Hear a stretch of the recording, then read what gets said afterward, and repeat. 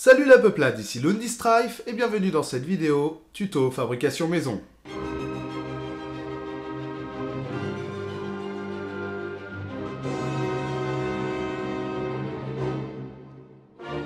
Dans cet épisode, il va être question de courant électrique avec des fils dénudés. En soi, il n'y a aucun risque si vous faites très attention. Je ne peux être tenu responsable en cas de problème. Dans l'épisode de la semaine dernière, je vous avais mis une sorte de petite énigme. Je vous avais dit que j'avais caché un indice concernant cette vidéo au sein de la vidéo de la semaine dernière. Et bien même chose, pour la vidéo de la semaine prochaine, il y a un indice qui se cachera au sein de cette vidéo. Saurez-vous le trouver ? Alors surtout, regardez bien cette vidéo en entière avant de tenter de faire quoi que ce soit chez vous, car je vais vous donner les choses au fur et à mesure. Pour moi, ça sera beaucoup plus simple, je trouve ça beaucoup plus pratique, mais si vous avez qu'une bribe d'informations et que vous voulez commander, eh bien il vous manquera pas mal de choses. Donc attendez d'avoir vu toute la vidéo avant de tenter quoi que ce soit. Et dans cette vidéo, qu'est-ce qu'on va voir ? Eh bien on va voir comment transformer un écran en Smart TV. Alors quand je parle d'un écran, ce qu'il y a derrière moi, et ça c'est quelque chose de très important, il faut que nous soyons tous d'accord là-dessus, derrière moi ce sont des moniteurs. Chacun des moniteurs possède une référence qui lui est propre. Et l'écran à l'intérieur de ce moniteur possède une autre référence. Lorsque nous aurons besoin tout à l'heure de chercher la référence de l'écran, il n'aura strictement rien à voir avec la référence du moniteur. Gardez bien ça en tête. Et commençons sans plus tarder par la liste des choses dont nous allons avoir besoin. Pour commencer, il vous faudra un fer à souder, ainsi que du fil d'étain, un multimètre. J'aurais peut-être une ou deux possibilités pour s'en passer, mais c'est toujours mieux un multimètre, car ça peut vous indiquer une tension négative. Et ça, c'est assez important. Un peu de câble en plus. Personnellement, ça vient d'une ancienne prise que j'utilisais pour alimenter une pédale wah-wah d'instruments de musique, mais cette prise a grillé, ce qui fait qu'elle ne fonctionne plus, mais les câbles, eux, sont encore bons. Donc j'ai récupéré les câbles, ça ne m'a rien coûté. Il vous faudra aussi une rallonge USB, comme celle-ci, USB femelle, USB mâle. Nous, ce qui nous intéresse, c'est juste la partie USB femelle, qu'on découpera. Si vous n'avez pas envie de découper, ça, il existe une autre possibilité. Vous pouvez acheter ce genre de prise USB. Je vous mettrai le lien dans la description et le lien de tous les objets qui suivent aussi seront dans la description. Avec ceci, il nous faudra un voltage regulator. C'est une plaquette qui va permettre de changer la tension. En effet, on va avoir une tension d'entrée qui va être de 12 volts et tout à l'heure, on verra pourquoi, mais il nous faudra une tension de sortie qui est de 5 volts. Et si pour vous c'est du charabia, je vous rassure, vous allez voir, c'est très simple. Et si vous n'avez pas de multimètre et que vous ne voulez pas en acheter, vous pouvez avoir des voltage regulators qui possèdent un multimètre sur eux. Il nous faudra aussi une prise 12 volts 3 ampères. C'est une prise assez spécifique car l'embout est rond et cette prise elle nous servira pour alimenter le contrôleur board qu'on va voir dans quelques instants. J'ai acheté des dédoubleurs jack, ce sont alors pas des prises jack audio comme on connaît, mais des prises jack d'alimentation, des prises rondes. J'ai acheté ça parce que je n'avais pas envie d'abîmer la prise 12 volts 3 ampères. C'est optionnel mais j'ai quand même préféré en acheter. Et enfin de la gaine thermorétractable, vous aurez plusieurs formes et plusieurs couleurs pour pouvoir les assortir comme vous voulez. Ça c'est très pratique, surtout pour protéger. Sinon, une autre option est d'utiliser du scotch Chatterton ou scotch d'électricien. Mais la gaine thermorétractable, ça coûte pas cher et c'est très utile pour plein d'autres choses. Bien, on a vu la liste des fournitures qu'il nous fallait acheter. Maintenant, on va passer au sujet le plus important, enfin au sujet même, au cœur même de la vidéo, c'est-à-dire l'écran. Vous pouvez en récupérer par exemple sur un vieux PC portable. Moi c'était mon cas, ma belle-sœur avait son PC portable qui ne fonctionnait plus, mais l'écran lui fonctionnait toujours. Il s'agit de celui-ci. Cet écran fait 10 pouces, il est très bien, il fonctionne tout simplement avec un branchement ici. Tout est réglé par le PCB qu'on verra tout à l'heure et qu'il faut que j'arrête d'appeler ça un PCB parce que c'est un contrôleur board. Mais j'ai aussi pu récupérer un écran d'un moniteur. Voilà, un moniteur qui avait été mis à la poubelle mais qui fonctionnait toujours, moniteur qui ne fonctionne qu'en VGA, et grâce à un contrôleur board, on va pouvoir même le passer en HDMI. Bon, maintenant qu'on a l'écran, il faut trouver la référence de l'écran. Et pour cela, la référence se trouve à l'arrière de l'écran, sur une petite partie blanche. Je vous ai mis des photos pour que ce soit beaucoup plus clair. Il va vous falloir trouver cette référence. Si vous n'avez pas la référence, malheureusement, on ne peut rien faire. Une fois que vous avez la référence, avec tous les numéros, même ce qui est entre parenthèses après un trait d'union, eh bien vous allez les entrer dans Google, suivi des mots Controller Board. Voire même vous pouvez taper ça directement dans eBay, ça sera plus simple. Si le contrôleur board que vous trouvez ne possède pas d'entrée HDMI, rajoutez le terme HDMI à la fin. Prenez celui qui correspond lettre à lettre à votre écran. Je dis bien lettre à lettre parce que pour le petit écran, je n'ai eu aucun souci à trouver le contrôleur board qu'il me fallait, alors que pour le grand écran, j'ai des lettres entre parenthèses et malheureusement, je n'ai pas réussi à trouver la référence exacte. J'en ai pris un pour tester qui n'a pas la référence à l'exacte lettre près, mais qui a le branchement qui ressemble fortement au branchement original. Je tente ma chance, mais dans le doute, ne le prenez pas. Je préfère vous le dire, dans le doute, ne prenez pas. Si c'est pas la lettre près, j'ai pas confiance. Ça coûte quand même 25 € un contrôleur board.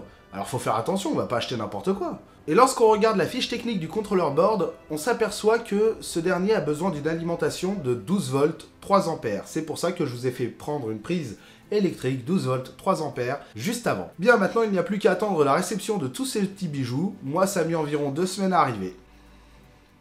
Voilà. Elle va être longue cette vidéo, hein, parce qu'on va devoir attendre.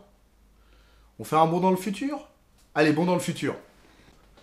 Ok, le PCB est arrivé, le voici. Le PCB est pour le petit écran, je rappelle, l'écran de 10 pouces. Et bien, maintenant qu'on a ça, on va pouvoir tester pour voir comment ça fonctionne. Déjà, pour vous parler du PCB, vous avez l'entrée d'alimentation, un port HDMI, un port DVI, un port VGA, une entrée audio et une sortie audio. Tout le reste des câbles étaient déjà branchés, je n'ai pas eu à le faire. Et maintenant, on connecte l'écran au contrôleur board.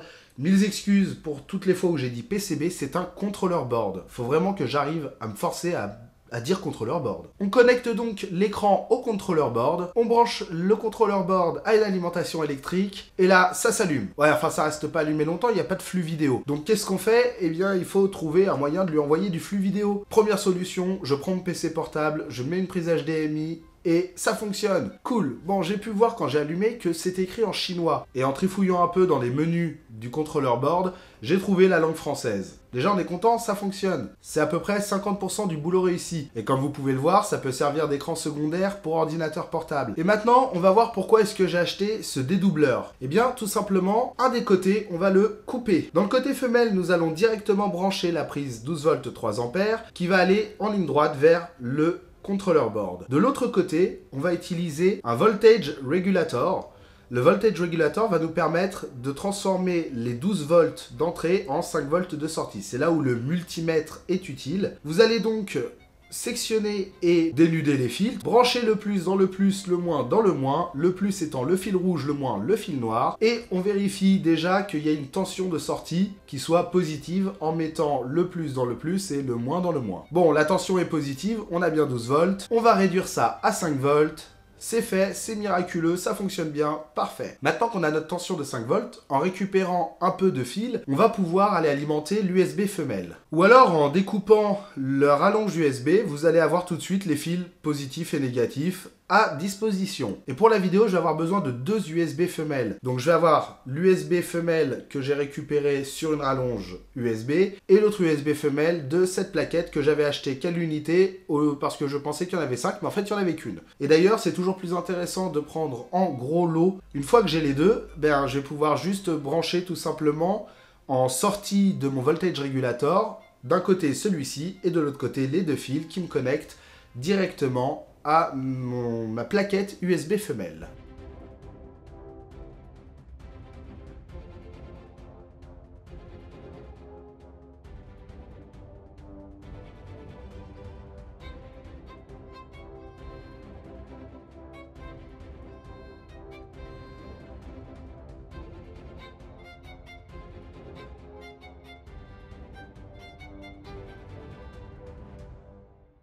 Et maintenant que j'ai fait tout ce charabia, à quoi ça va me servir?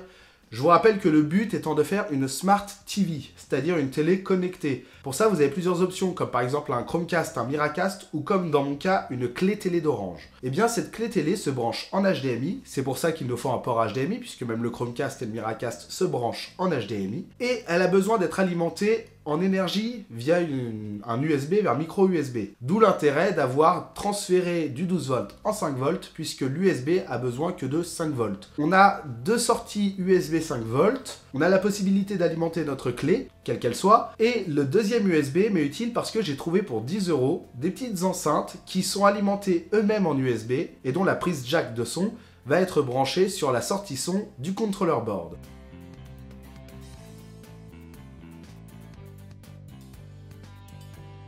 Maintenant, il n'y a plus qu'à tester, et là, tout fonctionne. la clé télé s'allume bien, la prise jack fonctionne bien et le son sort nickel.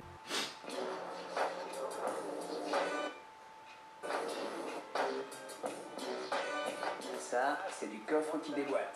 Bon, le son est pas terrible parce que les enceintes, c'est vraiment de la merde, mais au moins, tout est bon. Et voilà, c'est tout pour cette vidéo. On a fait la base, on a vu comment ça fonctionnait, on a vu qu'on pouvait en faire aussi un écran supplémentaire pour ordinateur, on a vu comment le transformer en Smart TV, et dans le prochain épisode, on verra comment le rendre autonome en énergie. C'est-à-dire qu'on n'aura pas besoin de le laisser brancher en permanence à une prise électrique pour que ce soit fonctionnel. Ça sera vu dans un prochain épisode, mais alors je ne sais pas du tout quand est-ce qu'il va sortir. Pour l'instant, il n'est pas encore prévu, j'attends que ce que j'ai commandé, ça arrive. Et c'est long. Ouais. Et surtout, mesdames, mesdemoiselles, messieurs, n'hésitez pas à vous abonner, à mettre un pouce en l'air, à me laisser un commentaire pour me dire combien vous m'aimez, parce que ça me fait toujours plaisir. Et sur ce, mesdames, mesdemoiselles, messieurs, je vous souhaite à tous de passer une bonne journée, une bonne soirée, une bonne nuit, en fonction de l'heure à laquelle vous regardez cette vidéo. Ciao!